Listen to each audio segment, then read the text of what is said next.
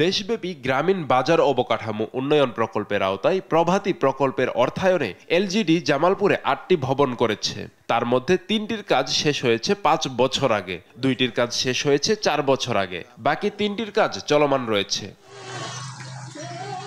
২০১৯-২০ অর্থ বছরে ৫ কোটি ৮১ লাখ টাকা বরাদ্দে দেওয়ানগঞ্জের কাঠারবিল বাজার, বকশীগঞ্জের নইমিয়ার বাজার ও সরিষাবাড়ির জগন্নাথগঞ্জ পুরাতন বাজারে একটি করে ভবন নির্মাণ করা হয়। তবে ৫ বছরেও দোকান বরাদ্দ দেওয়া হয়নি।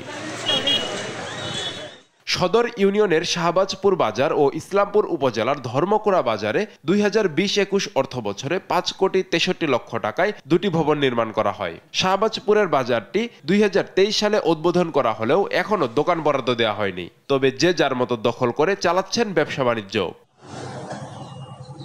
অপরদিকে ৫ বছরেও শেষ হয়নি সদর উপজেলার নান্দিনা বাজার ও মাদারগঞ্জ উপজেলার বালিঝুরি বাজারের ভবনের নির্মাণ কাজ।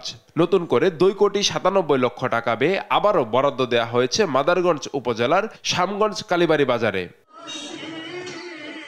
দ্রুত সময়ের মধ্যে কাজ শেষ করে ভবনগুলো বরাদ্দ দেওয়ার দাবি ব্যবসায়ীদের। কি বরাদ্দ দিব, এটা কাজই তো ঠিক মতো হয় না। এই যে ভবনের মাঝখানে কি করে তুইছে পানি বইরা সমান সব বাইসা ভিজা জায়গা। আমগরে কিভাবে দিব, নিব, কোন পজিশনে করব, এটা তারাও বলে নাই, এখন সরকারেও তো বলে নাই। আমরা যাদের মতন ব্যবসা করতেছি, যাদের মতন ব্যবসা কোনো মতন করতেছি, বাজারকে হস্তক্ষেপ করা হয় নাই। এদিকে স্থানীয় প্রশাসনের সাথে আলোচনা করে দোকানগুলো বরাদ্দ দেওয়ার ব্যাপারে ব্যবস্থা নেওয়া হবে বলে জানায় এলজিডি। আমি খুব দ্রুত ব্যবস্থা নেব এবং ব্যবসায়ীদেরকে প্রতি সপ্তাহে এসব দোকানে ওঠার জন্য প্রয়োজনীয় ব্যবস্থা গ্রহণ করব। স্থানীয় প্রশাসনের সাথে যোগাযোগ করে আমরা ভবন দোকান সমূহ বরাদ্দ এবং ভবনের রক্ষণাবেক্ষণের যোগাযোগ করে পরবর্তীতে গ্রামীণ বাজার অবকাঠামো উন্নয়ন প্রকল্পের মোট ব্যয় ধরা হয় ২১ কোটি ৭৬ লক্ষ টাকা।